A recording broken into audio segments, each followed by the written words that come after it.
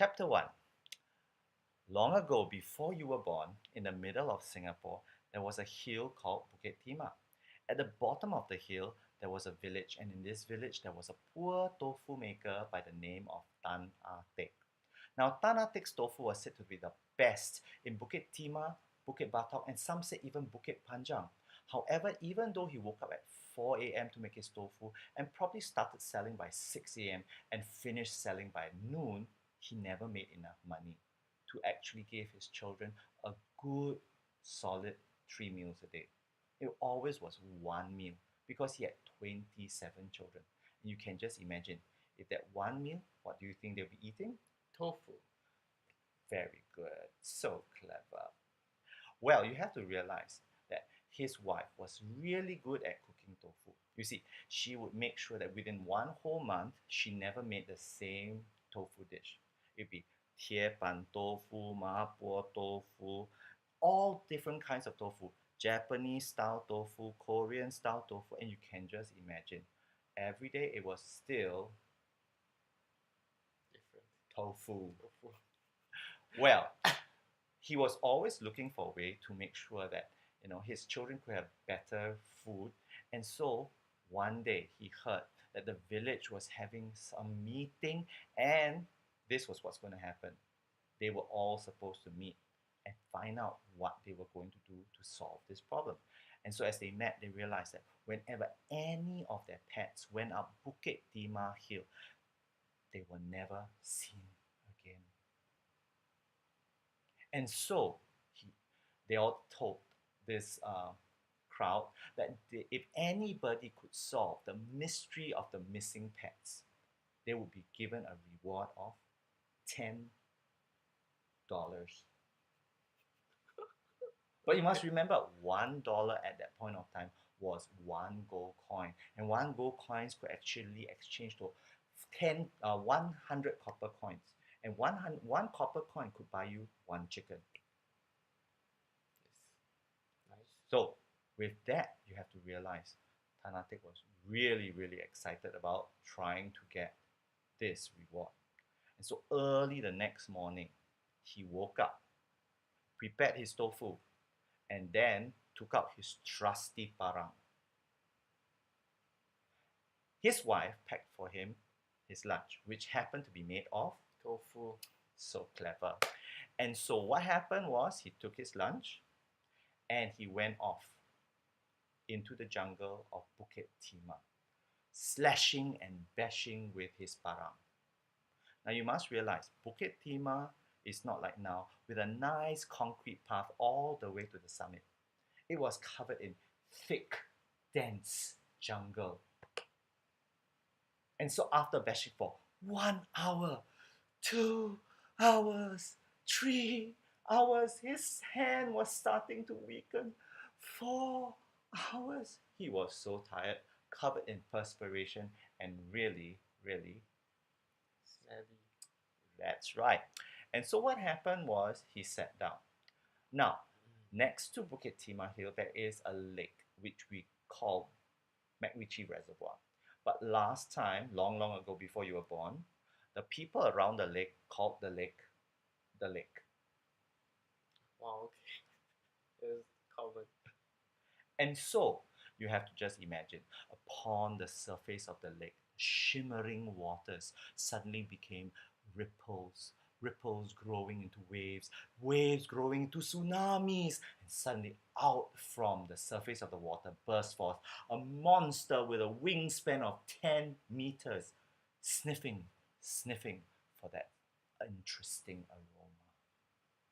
And as he sniffed round and round, he came circling around and landed right in front of Tan Ah Teck. Poor Tan Ah Teck. His heart almost jumped out of his mouth.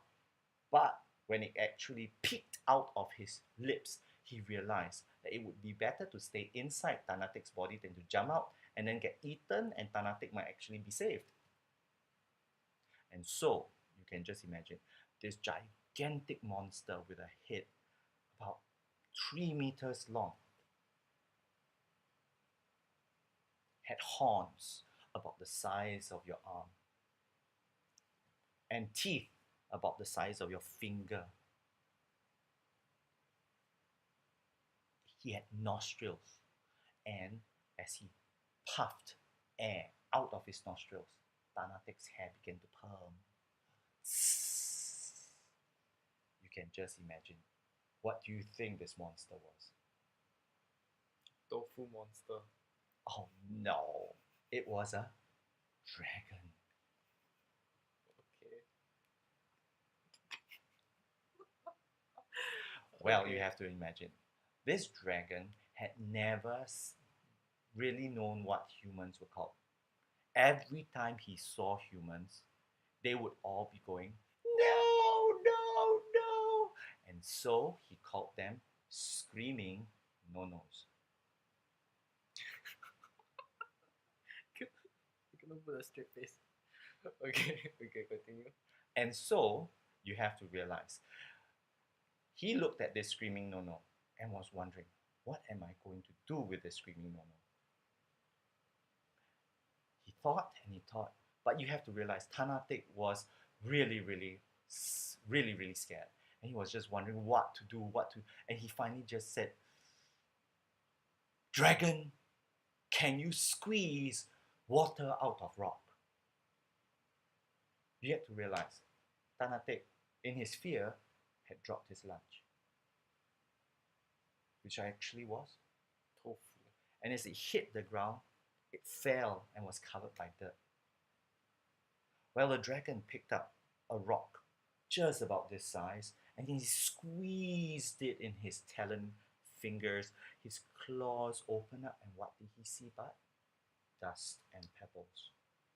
He picked up another rock and tried again, squeezed it, and as he opened up his talon claws, all he saw was dust and pebbles. Well, Tanatik reached down and picked up something that looked like a rock, and when he squeezed it, what came out? Tofu. Water.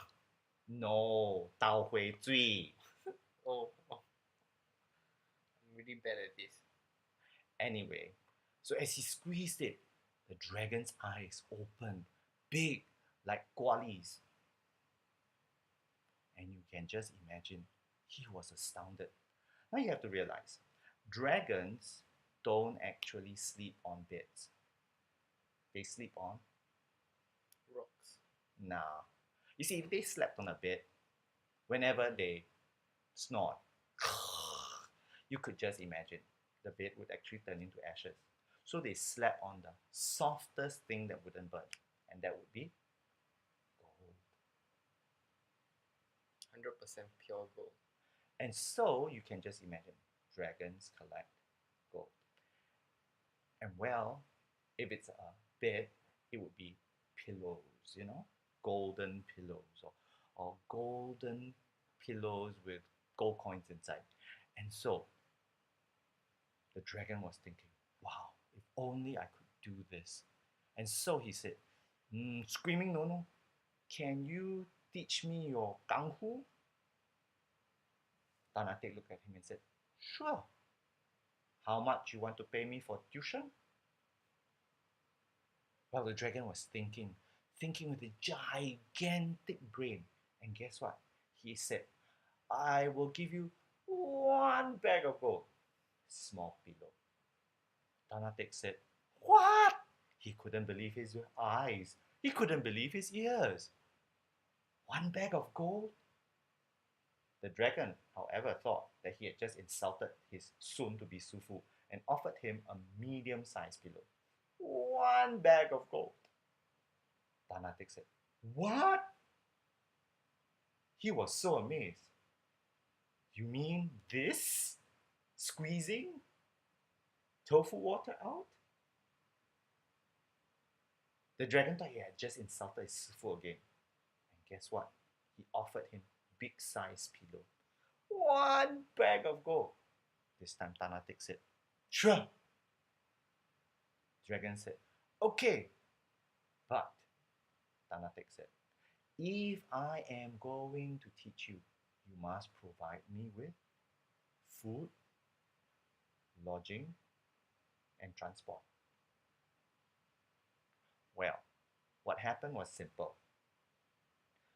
The dragon said, fine, my cave is just over there. Let's go. I'll hold you in my hand. Guess what? Tanatik said, no, I saw what you did to that rock. And he said, no, I'm going to sit in the safest place, which is right between your horns. The dragon said, there. Tanatik said, yes. And so, the dragon had to lift Tanatik all the way up because he had promised to offer him transport.